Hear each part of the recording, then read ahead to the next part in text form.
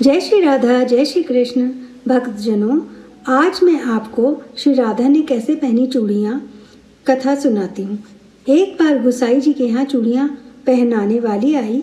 गोसाई जी ने कहा, मेरी सारी बहुओं को चूड़ियाँ पहना दो और पैसे मुझसे ले लेना।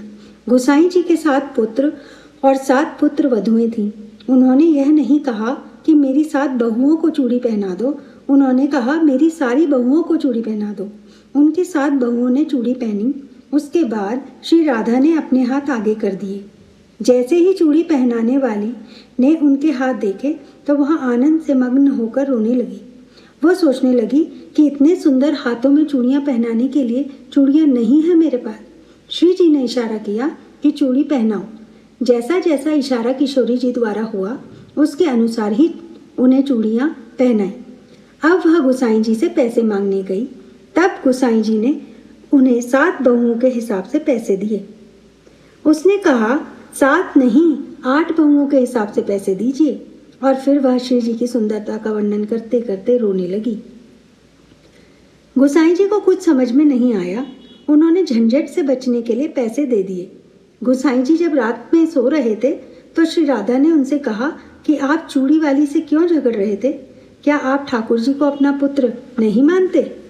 क्या मैं आपकी बहू नहीं? अगर आप उससे कहते कि मेरी 7 बहुओं को चूड़ी पहना दो तब मैं नहीं जाती, पर आपने कहा मेरी सारी बहुओं को चूड़ी पहना दो तो मैंने भी चूड़ियाँ पहन ली।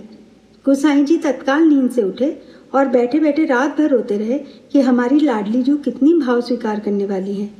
यहाँ साधकों के लिए एक बात जरूरी है, यदि आप गुरु प्रदत्त भाव के अनुसार और गुरु प्रदत्त संबंध के अनुसार सेवा करें तो वह सेवा बहुत जल्द ही सिद्ध हो जाती है और आपके आराध्य आपसे बात करने लगेंगे। ऐसा होता है। भक्त की बात आराध्य देव हर क्षण सुन रहे हैं। गोसाई जी की बात सुनकर श्री जी चूड़ी पहनने गई। हमारा प्रभु के लिए भाव और संबंध दृढ़ होना चाहिए। जैसा गुरुदेव प्रदत्त भाव हम रखेंगे वैसा ही अनुभव हमारे आराध्य देव हमें करवाएंगे। बोलो भक्त वत्सल भगवान की जय। आज की कथा बस यहीं तक। मिलते हैं जल्द एक नई कथा के साथ। राधे राधे।